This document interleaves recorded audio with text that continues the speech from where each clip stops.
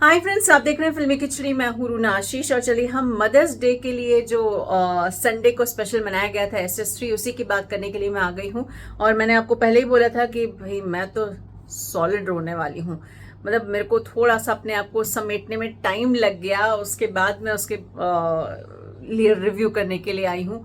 तो हाँ, बहुत ज़्यादा इमोशनल था। आई थिंक ये मदरहुड नाम ही ऐसा होता है कि इमोशंस अपने आप बाहर आ जाते हैं। मतलब कोई भी नहीं था सेट पे, मुझे नहीं लगता है जो इमोशनल नहीं हुआ होगा, रोया नहीं होगा, आंखें भीगी नहीं होंगी। मतलब पवन अरुणिता भी रो रहे हैं, साइली तो डेफिनेटली हम एक ही बिरादरी के हैं जो थोड़ी सी बात पे रो देते हैं। Neha was crying, then Danish was crying, Salman Ali was getting very emotional. बच्चे हैं, मम्मा सामने है या नहीं है तो हाँ, वो बात अलग है कि आविर्भाव वॉज जस्ट लाइक वो बच्चे से फुदकते रहते ना, वैसे वो मस्ती कर रहा था। शायद he is too young to understand, but हाँ, पॉसिबली ही डिडंट क्राई। बाकी तो हर कोई इमोशनल हुआ होगा, ये मानकर चल रही हूँ मैं। और मुझे अभी भी वो सारे ऐसे अथर की बात याद आ जाती है, फिर खुशी की याद आ जाती है, फिर पवन का चेहरा सामने आ जाता है, फिर अरुणिता की ऐसी भीगी हुई आंखें याद आ जाती हैं, फिर नेहा की बात याद आ जाती है। अरे बाप रे, बहुत भयानक इमोशनल था यार। ऐसे शो बनाते हो, अच्छा बनाते हो, पर कितना इमोशनल करोगे। चलो गानों की बात करती हूँ। दिया यार इतनी क्यूट लड़की है ना, दिया ने गाया तू कितनी अच्छी है। देवनश्रेया का, यशोदा का, नंदलाला दोनों ने अच्छा गाया। उसके बाद फिर आविर्भाव का, कितनी मस्ती करता है, एकदम फुदकता हुआ बच्चा है। लेकिन मैं कभी बतलाता नहीं, मैं ऐसे ना बहुत ऑपोजिट लगता है what he is actually and what he when he is singing what he is that time. दोनों में जमीन आसमान का अंतर लगता है। मतलब वो गाता है बिना हिंदी जाने, लेकिन इमोशंस एकदम परफेक्ट पकड़ता है। इसलिए आविर्भाव, आई रियली लव यू। उसके बाद अथर्व आया, मैंने रोक नहीं पाई अपने आप को, इतना इमोशनल था वो। एक तो अथर्व से शायद इतना अच्छा परफॉर्मर है तो एक इमोशंस अलग जुड़ जाते हैं। फिर वो अपनी मम्मा से बात कर रहा है, मैंने जैसे कहा था मैं तो वैसे ही रोती हूँ। तो हाँ, अथर्व के टाइम मुझे भी बहुत रोना आया। एंड वो लुका छुपी गाते गाते एकदम से सच गला रूंध गया, वो शब्द नहीं निकाल पा रहा था। ऐसे में नेहा और पवनदीप आते हैं उसका साथ देने के लिए, उसका हौसला अफजाई करने के लिए स्टेज तक आ जाते हैं। और फिर वो फिर भी नहीं रुकता है, थोड़ा सा ब्रेक लेता है क्योंकि आवाज़ नहीं निकलती है कंठ से, लेकिन अथर्व फिर भी नहीं रुकता और फिर भी गाना गाते रहता है। और उसके बाद ना एक ही बात दिल में आती है कि क्या मम्मा होगी और क्या अथर्व की वो रिलेशनशिप होगी अपनी मम्मा के साथ। मतलब स्ट्रांग बनकर वो माँ खड़ी हुई है और वहीं पर अथर्व जो है वो गाना गाने की हिम्मत नहीं बची है, कंठ रुंध गया है, गला रुंध गया है, लेकिन फिर भी वो गाए जा रहा है। और मतलब समझ में नहीं आ रहा था कि अथर्व का इमोशन बढ़ा है या अथर्व का टैलेंट बढ़ा है। यार अथर्व, तुम बहुत सही इंसान हो, मतलब तुम बहुत सही बच्चे हो। बहुत बहुत अच्छा गाया अथर्व, तुम बहुत ज़्यादा टैलेंटेड हो यार। मतलब तुम इसी लाइन में आगे चल के क्या कमाल करने वाले हो, बस ये देखने की इच्छा होती है। लगे रहना, छोड़ मत देना, भूल मत जाना कि तुम सुरों के लिए इस दुनिया में आए हो, सुरों की पूजा करने के लिए। तो लगे रहो उस पर, क्योंकि तुम्हें बहुत आगे बढ़ते हो मुझे देखने की बड़ी इच्छा है। उसके बाद क्षितिज आर्या, ये वाला गाना किशोर कुमार की लोरी बड़े दिनों बाद सुने तो मुझे अच्छी लग रही थी। फिर तेरी उंगली पकड़ के चला। उसके बाद आर्यन आया, माई तेरी चुनरिया लहराए। We all know about his story, so देख के अच्छा लग रहा था। उसके बाद जो आया ना, वो एक ओल्ड एज से आई हुई कुछ महिलाएं थी एंड देख के अच्छा नहीं लग रहा था।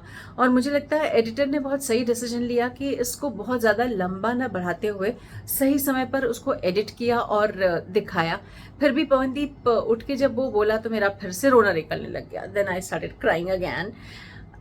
वो सही कह रहा था कि मतलब मम्मी, मेरी मम्मी की मम्मा नहीं है या मेरे पापा की भी मम्मा नहीं है, और यहाँ पर इतनी सारी माएँ हैं, अपने साथ ही रखो। एंड सच कह रही हूँ, मुझे समझ में नहीं आता है, आप चाहे वो सास हो चाहे वो माँ हो। अरे मैं बोल रही हूँ ना, लड़ाई झगड़े होते हैं, लेकिन आप मतलब ऐसा नहीं हो सकता ना कि आप उनको ओल्ड एज होम में डालकर आ जाएं।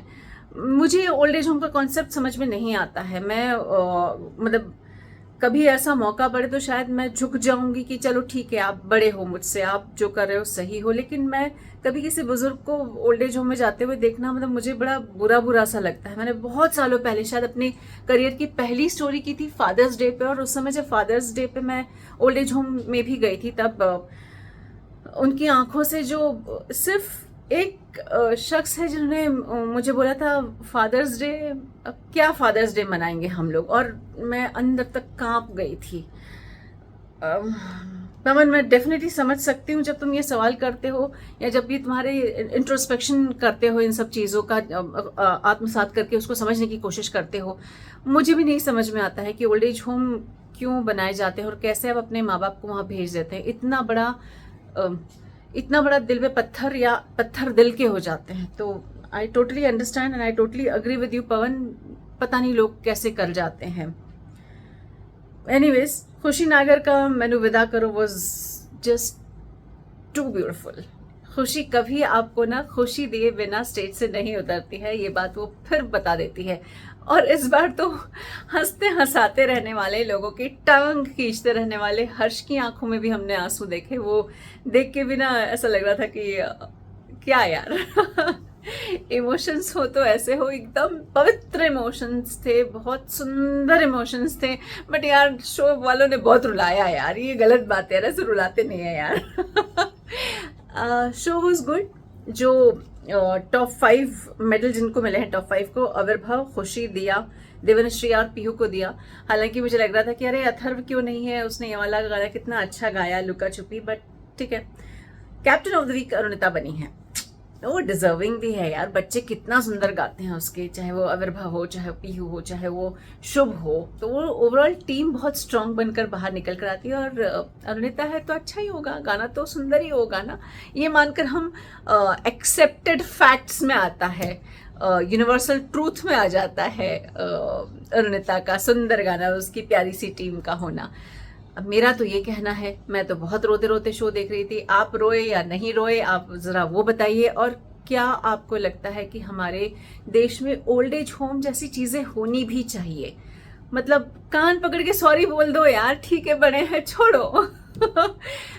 मतलब मैं तो बड़ी लालची हो जाती हूँ कि मैं ऐसा कुछ ओल्ड एज होम वाली बात करूँ। इससे अच्छा मैं उनका आशीर्वाद का लालच कर लूंगी। उनके आशीर्वाद पाने के लिए मैं थोड़ा सा और I will walk for another 10 miles to get that प्यार एंड आशीर्वाद फ्रॉम माई एल्डर्स। ठीक है, जो भी है। अभी तो आप मुझे ये बताइए कि आपको ये पूरा शो कैसा लगा है। जय हिंद।